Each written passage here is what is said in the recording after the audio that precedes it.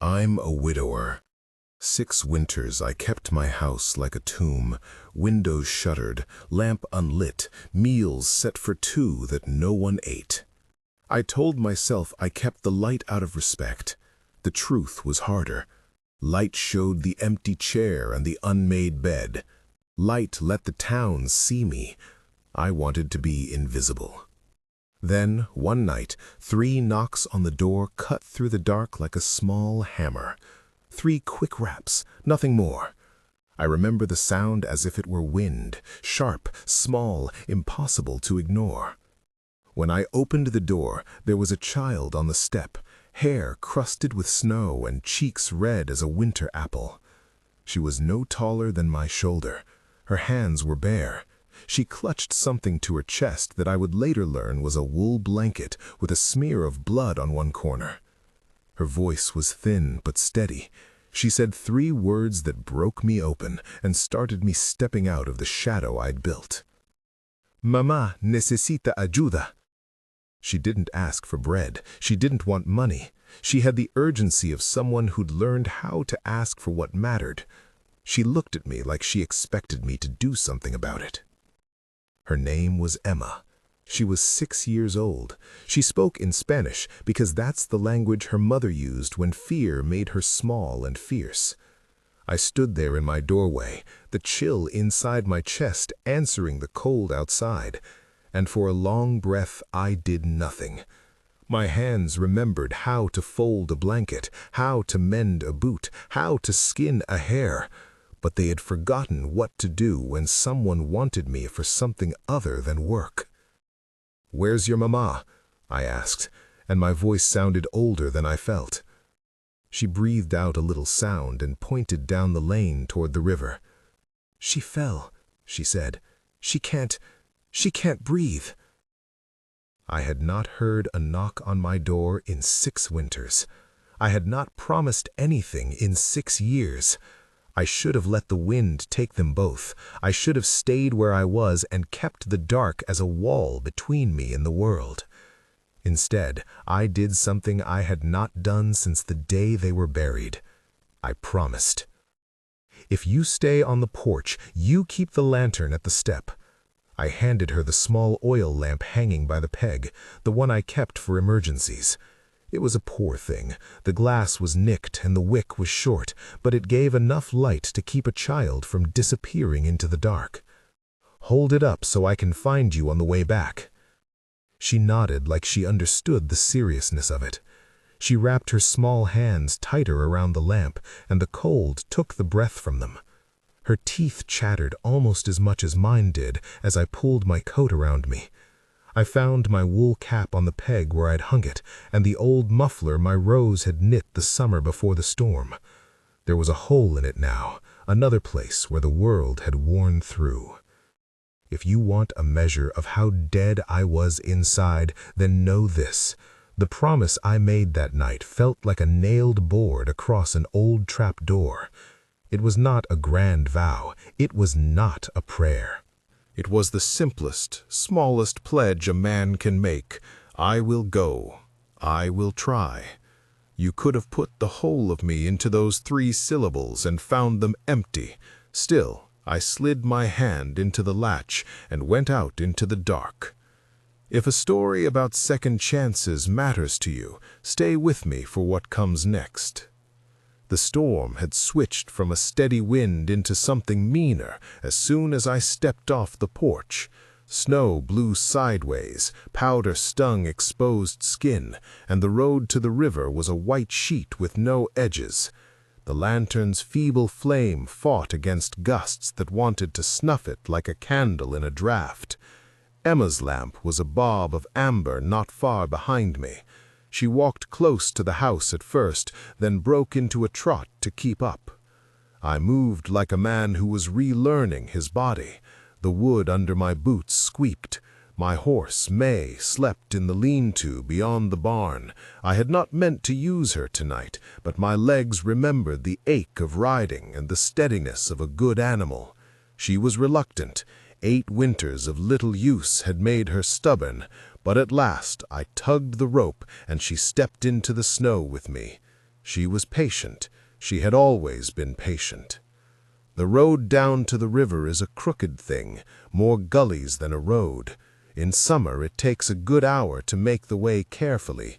In winter, if the snow is deep, it takes longer because the horse must pick her steps like an old man weighing every footfall. Tonight, the snow was already up past my shins in places that had once been trails. I saw the bend in the river long before I heard it, a dull, ghost-thin sound under the scouring wind. Water never sounds strong until it is trying to turn itself into noise. With every yard we made, a picture came into my head I had not let myself draw for 6 years. I saw Rose's hair in the same wind, her dark braid whipping the back of her neck. I saw Lily, small boots slipping, laughing because she always laughed. I saw the way they had climbed into the wagon that winter morning with bags and hope and promises. I saw the river that had been the one thing between us and town, swollen and black and brilliant with ice. I tried to blame the river for the way the world had changed, but you cannot blame water for choosing a path. That's not how sins are paid. Sometimes memory is worse than the present. Memory creeps up behind you like a shadow you expect and then bites. Tonight it did its work in fits. One memory would come, then another. There was the day Rose had told me she was with child, and how we shouted into the night because we could not keep such a small thunder to ourselves. There was the single spring day that Lily had caught a fish with her bare hands at the brook and carried it home like a talisman. There was the night of the storm, the sound of ropes snapping, of splintering wood, their faces like pale moons before the river took them. All that grief condensed into a narrow strip of anger I kept tucked in my ribs. It is a cold thing, rage without light. It kept me fed, kept me busy, kept me from falling apart in public. But it also made me small. I chose to be smaller than the world around me so it could not notice my missing parts. The river bend came into view like a groan. There, where the bank bent and the water ran faster, something dark was folded into the snow. A figure with a horse down at its knees. The animal's harness was tangled on a broken rail. The rider, or what had been the rider, lay half-covered. A child crouched beside her, shaking her shoulder with frantic hands. I leapt from May and nearly lost my footing. The wind wanted to reel me back. Emma was already there, crying out, "Mamá! Mamá!" in a voice that was less Spanish than hurt. She had blood on her mitten where she had clutched at the woman's sleeve. Mabel Carter looked smaller than I expected.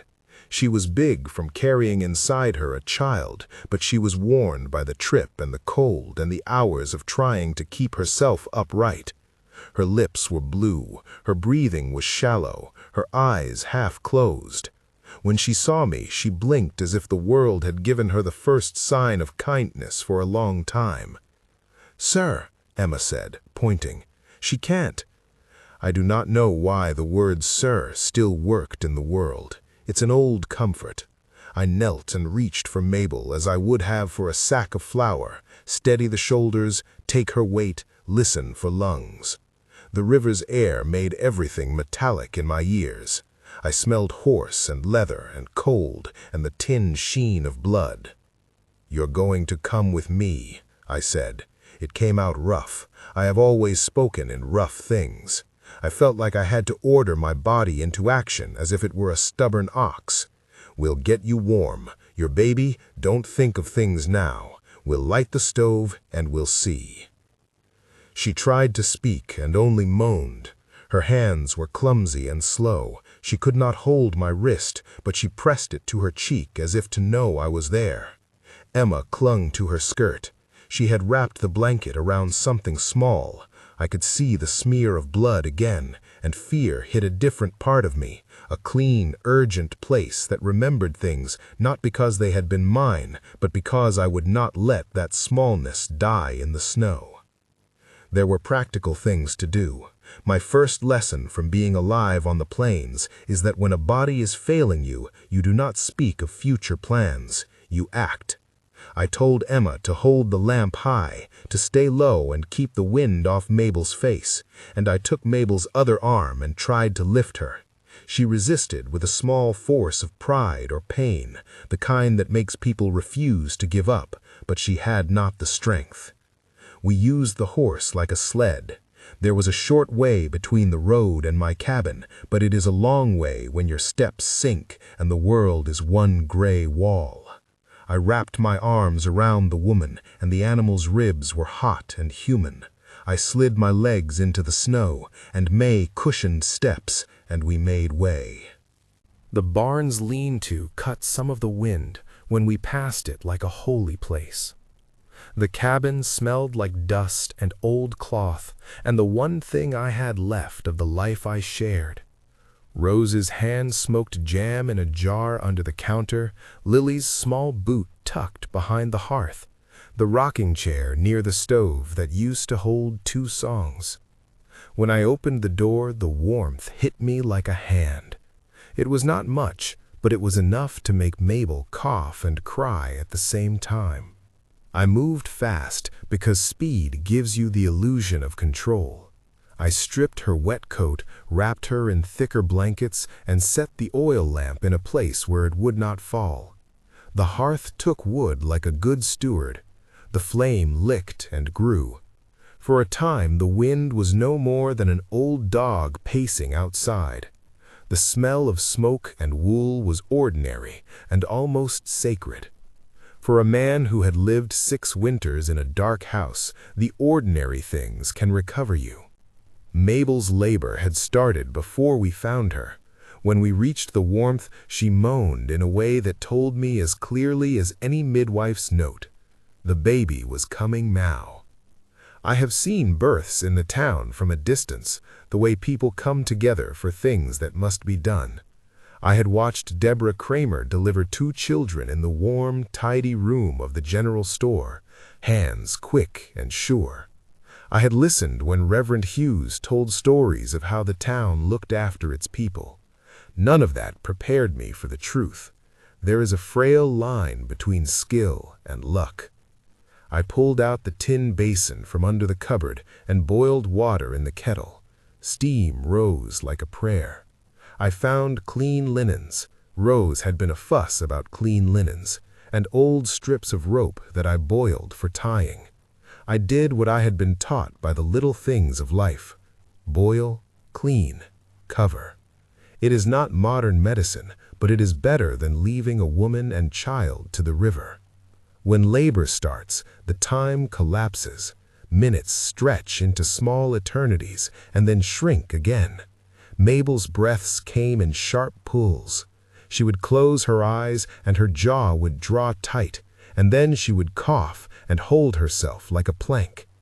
Emma hung on to the back of a chair, her knuckles pale.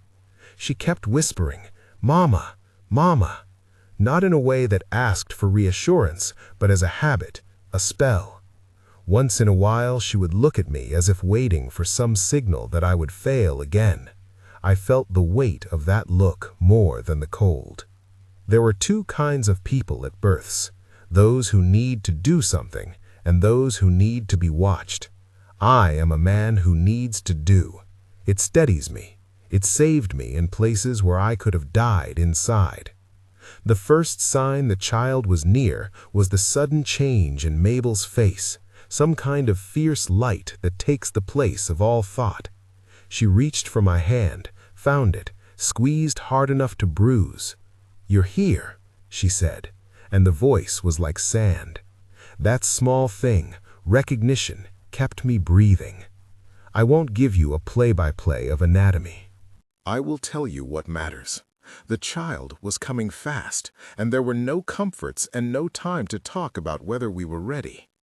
Emma's blanket dropped on the floor as she tried to help, and my hands had to be both steady and quick. The baby came wrapped in membranes and small furrows of life. When the world first meets a child, it is a narrow, painful thing. The first sound, we are told, is a reason for celebration. On that night, the first sound was not a peal. It was nothing. For a long minute, the baby lay there, the color a dim gray that made the kid in me want to weep. Gray does not mean nothing. Gray is the thin place where the soul and breath make their first argument. I rubbed the child's back with a piece of wool and thought of all the times I had rubbed Lily's scalp when she had a fever, the way a father's hands remember the arc of a child's neck. I cleared the mouth of membranes with my fingers, and then, because I had read the lines and done the small trainings, I pulled air into the infant in my mouth and blew, an awkward, clumsy thing that felt like stealing breath. I had not meant to kiss this child. I meant to give the simplest gift I could. It was not instantaneous. Nothing was. The baby did not wake like a bell. The baby wrenched, then sighed, then gave out a tiny wet peep that was all we had. Emma flung her arms around the newborn like she was holding a bird. Mabel opened her eyes and looked at the creature as if seeing the world again in a different light. Tears ran down her face and a laugh broke from somewhere inside her like a small bell. "You lived," Emma whispered, and I heard something in her voice that looked like the beginning of a new language. I named her Hope in the moment because I am a simple man, and names make things do what they ought to. It was not a plan. It was the act of someone who's scared to talk to the living, but who still remembered how to bless a small thing. Mabel did not say no. She did not protest. She found the name like a spare coat and wrapped it around the child. When the breath came, it felt like a stone being taken from my chest.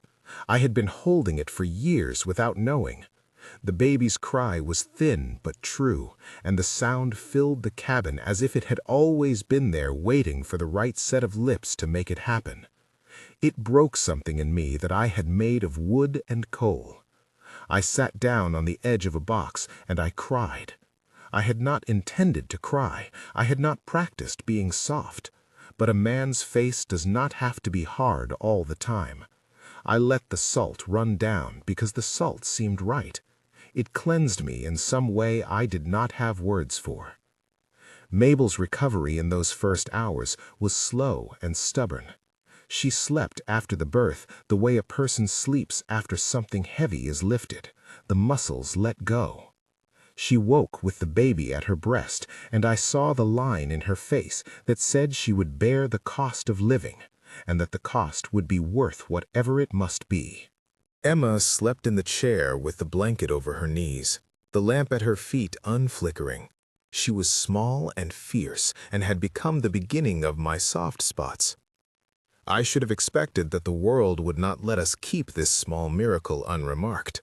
The next morning, before the sky had fully unbent to day, the first face I saw at my fence was Reverend Hughes, hat in hand and breath visible in the cold. He stood stiff as a man in town who had walked a long way. His coat was thin, and his shoes spoke of a man who did more walking than money. "You lit your lamp?" he said. Not with accusation, but with the sort of surprise you reserve for miracles and for neighbors who do not die easily. He looked younger than he used to, or perhaps I had merely been too blind to see him. Reverend Hughes had a way of making things possible when your own hands were unsure. He bowed his head as if to the small life in the cabin, and then, without another pause, he turned and walked back toward town. I felt suddenly ashamed at how much that small act, the turning on of a lamp, meant. Word moves like a river and like a gossip. People think they control it, but it moves where there is room. By midday, the lane had more footsteps. Mr. Henderson brought a kettle that he said had been the one his mother used when he came into this world. Mrs. Calloway crossed the lane and set out a basket of boiled chickens and thick biscuits. They stood on the far side of the step as if to not crowd the miracle, but to witness it with the ordinary things they had. Some of the town had turned away. There are people whose fear of trouble is greater than their compassion. They prefer to keep danger and sorrow at a distance. They had watched Emma's small body and had decided to let the river keep its secrets. That hurt me more than their mouths because it was a failure of imagination. I had been one of them once. I knew the comfort of such distancing. It is easier to blame a man's choices than to muddy one's hands. Mabel's recovery took days and then weeks. The baby slept in a basket by the hearth, and Emma learned every fold of the blanket and which side of the baby's cheek needed more warmth. She would whistle to the infant as she had once whistled to a calf. Her small, fierce self began to sit at my table and spoon porridge without asking if she could. She began to call me by a name I had not expected. Eli, she would say, then add an extra syllable when she wanted my attention. Eli, come see. It used to be the sound of a farmhand asking for orders.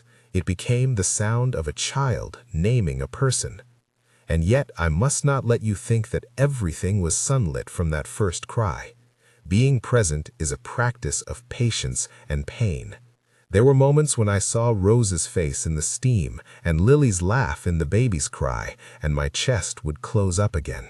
For the first week, I woke and went to the corner of the bed where Rose used to sleep. And for the first time in years, I had to tell myself out loud that I had not done wrong by staying in the dark. I had been healing in my way, and healing is not always pretty. Emma watched me in those small confessions with the solemnity of a person who has come to see your edges. Sometimes, when the baby would fuss, she would walk to me and lay her small hand on my sleeve like a lantern herself. Once, in the hush after midnight, I found her kneeling by the front step, her lamp at her knees, and her lips moving in a prayer her mother had taught her. She never asked me to be her father. She never said, "You are my dad." But when she put her small hand in my big one, and the hand fit into the curve of my palm and did not feel foreign, I felt the first stirrings of belonging. It is not honest to say I forgot the past. The past sat in the corner of the cabin like a sleeping dog. Sometimes it stirred. I saw the imprint of Rose's skirt on the back of the rocking chair and thought of the way we had stepped together into winters like this. I remembered sitting up nights with Lily when she had a fever and telling stories that I had made up out of loneliness. Those memories are not obstacles you demolish, they are stones you build a hearth around. There were practical difficulties too. Babies are expensive work. Winter Hollow is not a place for spending with abandon. We had to find ways to clothe the child, to mend garments, to save on food. I found myself riding to town with a list of things I'd once considered beneath me. I bartered a day plowing for a sack of flour.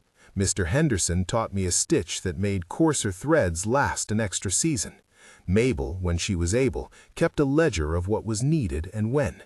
She had the steadiness of a woman who knows that life does not mend itself. You mend things by hand and thought. Emma became the linchpin of my day. She was the first to wake in the morning and the last to sleep at night. She would rattle the latch until I came and put on my boots. She learned the turning ritual of my lamp. She knocked every morning on my door, even after the lamp had been lit, as if to remind me that the promise I made that night needed a daily reaffirmation. She would knock and say, "Eli, wake up," and I would open the door and see her face suggestioned with frost and hope. Sometimes, in the silence after late chores, I would take the baby and walk out to the porch and set her on the rail and look out over the white field. The lantern at my knee would spill amber across the snow. The world would be a place of small, bright things and long darkness. For the first time since the river took 2 pieces of me, I thought of other things besides the ache. I thought of what it meant to keep a lamp lit because someone else must see the way home. And still the town whispered. People came with good intentions and with judgments, often the two in the same basket. Reverend Hughes came more than once and sat on the bench by the stove and read me short lines about kindness and duty. He did not preach at me. He sat and peeled an apple and told me a story about his own father who had once been a bad man and had turned into a better one by inches. "There's no final proof of goodness, Eli," he said once in a low voice. There's only the steady work. Emma started to call Mabel Mama with less hesitation. That small adoption of language was what made me call Emma mine in a way I would not have planned. My daughter, in the title of this story, is not meant to be a lie. She was not of my blood, but daughters are not only blood. They are the ones who wake you, who hold on, who name you in the dark. Emma became my daughter in the same way Rose had once become mine, by persistence, by habit, by the daily affirmations of presence. There were nights when the fear came back hard. One week the baby took a fever, and I sat up cradling her and counting my own breaths against hers. The world narrowed until there was the shape of a single chest and the pounding of it. I went to the church and found Reverend Hughes in his small study, and he gave me a prayer that was no more powerful than the warm water I boiled and the cloth I folded, but it steadied me. The next morning the fever broke. I never pretended that prayer had done what coaxing had done, but there is a communal thing in town that keeps people alive. 2 hands at the right place at the right time, and a small choir of neighbors who know when to stand and when to step back. What I want you to feel, more than any tidy ending, is the way the small things accumulated into something like life. A child's fingers wrapped around the tip of my thumb, a lamp left burning on the step, a neighbor who brings in a kettle and sits without talking, the returning of conversation into my mouth as if speech were a muscle finding its use again, the ritual of morning knocks that became as essential to me as bread. I do not mean to pretend that grief fled or that the shadows left. They sat and watched, occasionally stepping toward the hearth. There were times I caught myself watching the road as if waiting for old pain to return. But there were also times I found myself humming a tune Rose liked and not feeling guilty for it. There were mornings when Lily's small boot would appear in a doorway in my memory, and I would laugh out loud in the kitchen and not cry for an hour. Those were small victories, but they were honest. So much of what changes a life is a single open door. That night, with Emma's 3 knocks and her small, urgent voice, a door opened in me that I had sealed shut for a long while. What she revealed, not a secret exactly, but a need, pulled something soft out of my ribs and set it beside the fire. It was a pain, yes, but also a place to put things. When Hope finally let out her first clear cry, I felt the old promises loosen. I felt a different promise form. I told myself then, and I told the small company around the hearth, that I would keep the light lit. Not because it was noble, but because one night's lamp had made a child's voice navigable. Not because I needed to be forgiven, but because sometimes the right thing is also the simplest. You answer when someone knocks. Night had fallen again by the time the town settled, and the lamps were burning in a half-dozen windows like a string of careful teeth. Emma sat with her knees in front of her and the baby in her lap, humming a tune she had learned somewhere. Mabel dozed in the chair, and the steady breathing of mother and child became a kind of metronome. I walked to the door and closed it, but left the lantern on the step, the glass catching and spilling light into the snow like a promise. I do not know what will come next. There are debts to be repaid, judgments to be softened, and a town that watches with goodwill and small suspicion. There are nights of frost and days when we will have to stretch every meal. There will be moments when the old emptiness will return, clawing at the edges. There will be choices, small and sharp, that decide whether this new thing can be kept. But for the first time in a long while, I slept with the warmth of a living child in the cabin. The house felt lived in. In the morning, I would wake to 3 small knocks on my door, and I would open it. The lamp would be there. The world would be there too, rough and demanding and real. And somewhere, under the steady sweep of the sky, someone else might be standing at a cold doorstep looking for help. If one knock can bring a life back to light, Imagine what opening a door could do for you. Days folded into one another after that first week, as if some careful hand were pressing the creases until they lay flat. Time in Winter Hollow is honest in the way it moves. You know when a season has passed by the smell in the barn, the looseness of your boots, the thinness of your pockets. We measured those weeks in the small particulars. How many mornings Emma beat me to the latch, the way Hope's mouth learned the world and browned at the corners from the porridge we could spare. How Mabel's laugh came back, slow as thawing ice, then clearer. Mabel kept a careful ledger. She called it a ledger because names give order to things. Flour went down in one column, coal in another. When I began trading a morning's plowing for a sack of feed, she marked it and then wrote thanks beside it in a hand that had steadied overnight.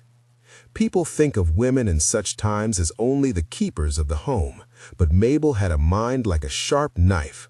She could reckon the weight of a sack and tell you in a sentence whether it would stretch till spring. It was she who suggested I take trips to Winter Hollow once a fortnight instead of once a month, and it was she who asked me, softly, if I might try to mend the fence before the calves were born. I had expected gossip to be the loudest sound, and in truth, the town talked in low, rolling bursts, but the talk often came with bread. Mrs. Calloway arrived in a shawl that smelled of lavender and set down jars of preserved peaches so bright the room looked like it had borrowed summer. Mr. Henderson appeared with a bundle of cedar posts strong enough to make the fence line honest again. Reverend Hughes brought seed for the spring and a look that said he had been keeping some questions to himself. People brought time and goods in quantities that would not show up on a list, but rearranged the house all the same. None of them pried. The frontier has a way of learning to offer help without asking for explanation. It was small things, an extra blanket, a kettle, someone to hold a baby while you took a needed walk, that became the mortar of our days. The first trip to Winter Hollow after the storm felt like stepping back into a world I had left in a previous life. The main street was a single lane with a post office and a mercantile that smelled of molasses and kerosene. There I bartered a week's work for a fat sack of flour. People watched me, and some of the faces had that hungering surprise that peers at stories. A man who had been lost was being found. When I walked into the mercantile with the baby slung at my chest, Mabel had insisted I bring her to show the town we were real. Familiar faces softened. The boy who once borrowed my plow for a day came forward and said he'd help mend the barn with his father. Even the woman who had refused to open her door the night Emma had knocked found a way to send over a pot of stew with a note that read simply, "For the child." It wasn't much. Sometimes the least that is offered is the most honest. There were those, too, who kept their distance. A few had watched from behind curtains that winter and decided I was a man who'd made his bed well and ought to lie in it. They would not come even when Reverend Hughes knocked. That prick of rejection stung at first, then settled into an ordinary hurt. I had been small once, and I knew what it did to a man to hold a grudge for comfort. Part of my opening was learning to accept that some people would not come, and making peace with that was as much work as mending a roof. One afternoon I rode to town to fetch salt and nails and left Hope at the cabin with Mabel and Emma. I wanted to come back quickly because a part of me feared she would slip away like the smoke from a hearth. On the way down the lane, a man I had known by sight for years, Thomas Reed, who ran the feed store and had a reputation for saying the wrong thing at the right moment, fell in beside my saddle. He grumbled about the cold and about the price of oats, until finally he said, Heard it's been busy at your place. Busy enough, I said. He spat into the snow and looked at me a long time. You did right, he said finally, which is a phrase that means different things in different mouths. In Thomas's mouth, it sounded like an apology from the town.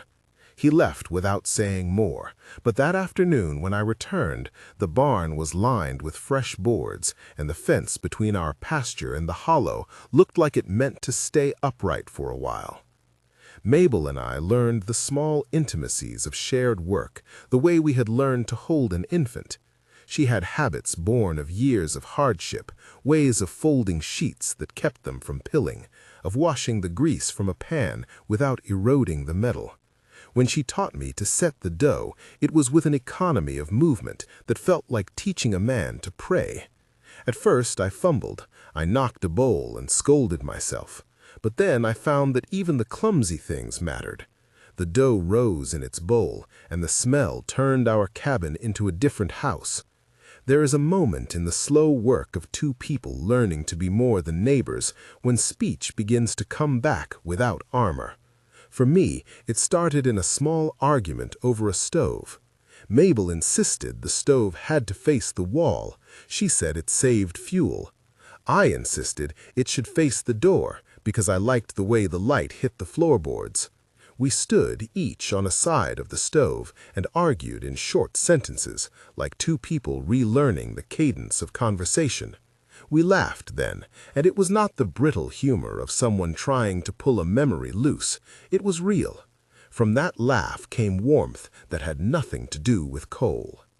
Spring came with a way of rearranging the world that is both violent and gentle. The snow melted in a single week and left the fields mottled with mud. Rivers that had hidden under winter ice showed new edges that were dangerous and bright. We planted a small row of potatoes and set out beans that Mabel insisted would climb the trellis. Emma helped with seeds in ways that made her prouder than any parade. She would press her small thumb into the soil beside each seed and say, "Grow," with the solemnity of a child administering a charm. There were days dark enough to frighten a man, times when hope turned a shade paler, or when Mabel would wince and press her palm to her belly, as if still remembering the shock of the night we'd brought her in. I learned to sit with those quiet terrors without making them into tragedies. Once, in the early months, Hope took a cough that made the whole cabin still. I boiled syrup of honey and water and wrapped her warm, and when the fever came off, it was like a piece of the weight lifting from my shoulders. I went to Reverend Hughes then and found him kneeling in the churchyard, hands in the earth as if planting something. He did not give me any sermon. He pressed his palm to my shoulder and told me I had kept a promise. That phrase again, promise, was the measure by which we were living. People asked me, sometimes too bluntly, if I expected to marry. I used to answer such questions with a grunt and a deflection, but the truth is that vows creep back into a man like a river finding an old bed. Mabel and I had no grand confession of love. There were dinners where we sat opposite one another and found the sound of talking less difficult with a second person present. There were moments when we caught each other looking while drying a dish, and neither of us turned away. I began to think of not simply keeping the light on for the baby, but for a life that might have rooms for more than one name. We argued sometimes, plainly and without malice.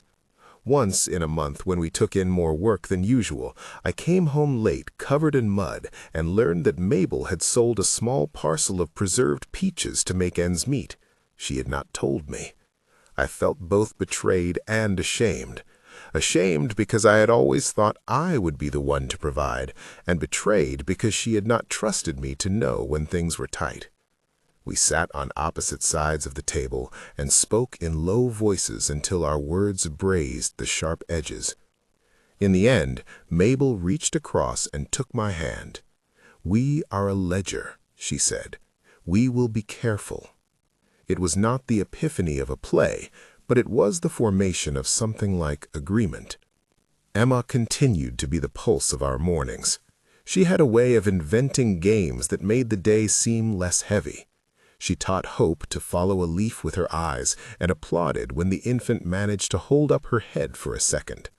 Once she decided the porch was the town school and pressed the neighbors into service as teachers.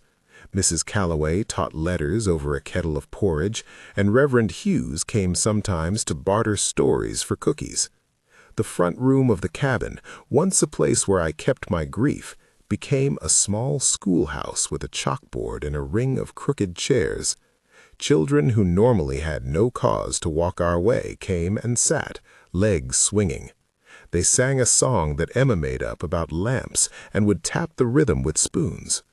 The barn, which Mr. Henderson and a handful of men shored up after the winter storms, became a center of repair and laughter. There was the day the roof needed a new ridgepole, and half the town showed up with ladders and rope and hands. That day I saw a neighbor, old Gideon, cry out of frustration when a nail bent in his hammer. We laughed then, because laughing at such a thing is better than letting it fester. The barn was mended, and with it something of my stubbornness.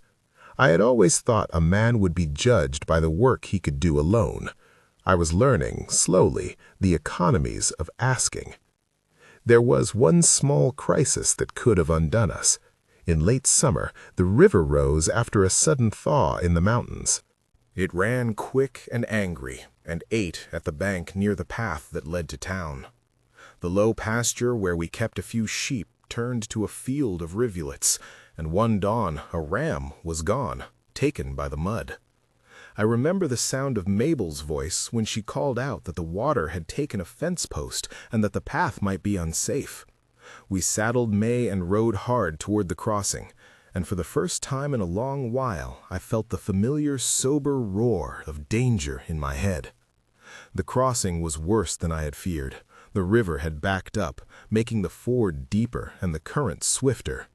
I pushed May through with the stubborn patience of an old stock, and we were almost across when the animal stumbled. My heart leapt into my throat. I felt the water bite at us. It was Emma who steadied me, her tiny hands on the rein, her face set like a young captain. "Daddy! Eli! Steady!" she shouted, using the name in a tone that claimed me. The animal found her feet. We made it through. On the bank, soaked and shivering, we all laughed, because laughter is something you do to keep from shouting at the whole world. That night, the town helped shore up the bank, piling stones and driving posts with a rhythmic sound that kept the dark at a distance. When the work was done, Reverend Hughes stood by the river's edge and said a few quiet words. They were not prayers in the way a preacher would preach. They were modulated things, thanks, relief, and then the men went home. Love in small towns is often quiet. It grows in acts that have little witness but mean everything. There was no theatrical courtship between Mabel and myself. We simply found the shape of our days overlapping more. She began to bake bread with the skill of someone who knows hunger by memory.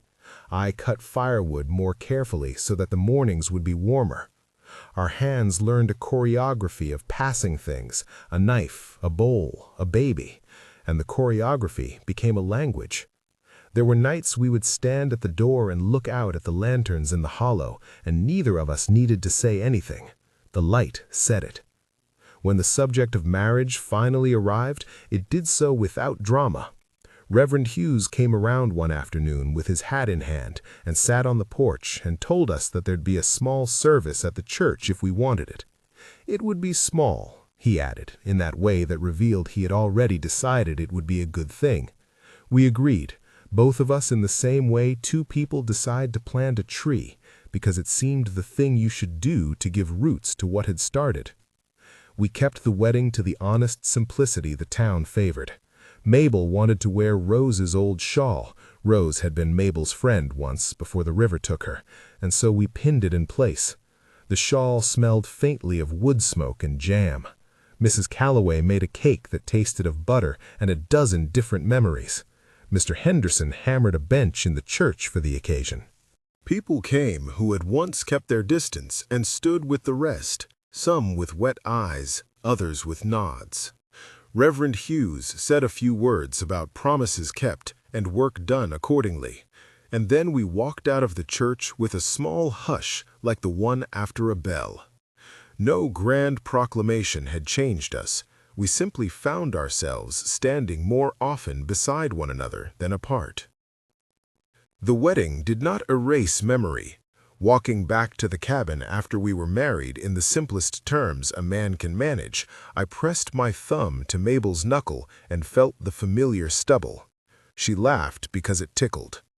That night, in bed with the small body of the house alive around us, I dreamed of Lily as a grown-up who had stayed to teach the town's children to fish. I woke with tears in my eyes, which surprised me, and Mabel woke and put her hand over them and said, "There is room." The months after the wedding had the flavor of work and hope. We patched the porch and put a bright whitewash on the eaves. We built a cradle from spare wood and hung it by the rafters so that Hope had a place to nap in the dark afternoons. Emma learned to write her name on the chalkboard, and when she drew a picture of our family, the sun she drew was a great ring, like a promise. We had, inevitably, our tests.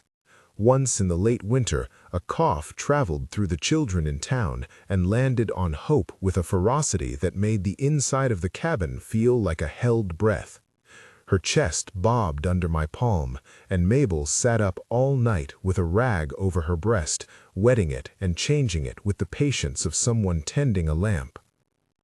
Reverend Hughes came by with a poultice and a look that said he was present in every sense. A neighbor, Mrs. Ellis, brought a pot of onions boiling with herbs that I suspected might not be the answer, but were certainly a prayer.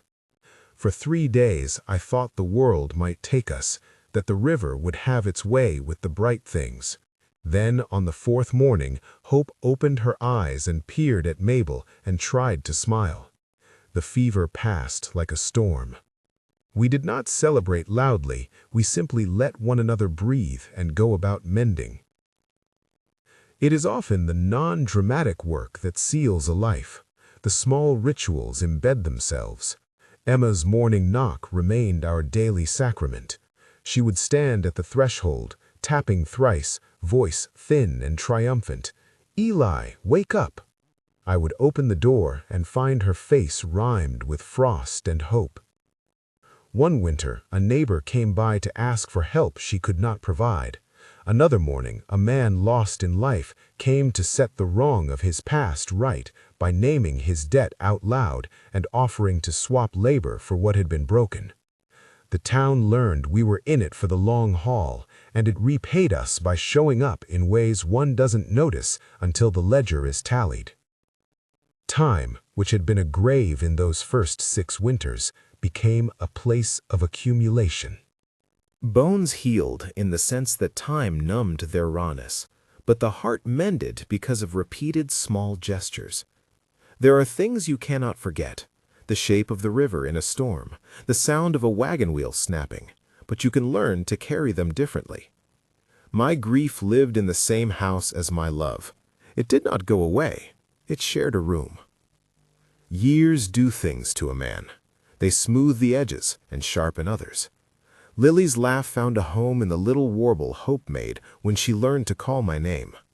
Sometimes on nights of clear sky, I would sit on the porch with Mabel and listen to the hollow breathe and think of how precarious everything used to be. Once, a neighbor's child, no older than Emma was when she first knocked, ran up, cheeks red, and called me Dad without any of the ceremony I had once imagined necessary. There was a small, fierce joy that lived in that word, and in the way children use it like a charm. I still wake some mornings with a hollow tug that reminds me of what was lost. There are times I stand in front of the mirror and see a man who has been softened by daylight and by the weight of a child in his arms. I keep Rose's things tucked away in a trunk. I tell stories of her, to Emma and to Hope, in a way that keeps her present without imprisoning her in the past. We have let the memory of what was become part of what we are. If a story like this leaves you with a single small instruction, let it be this: Open the door. The knock will come in many guises: an apology, a child's small voice, a neighbor's need, and sometimes it will be inconvenient. Sometimes it will demand a promise you are afraid to make. I did not open the door because I had regained my debts or because I had been incited by some rare nobility. I opened it because a small presence asked, and because I had, finally, enough breath left to answer. There is one image I come back to when winter winds shift my thoughts. It is Emma at the door in the pre-dawn, hair like a ragged halo, lamp gripped between her small fingers.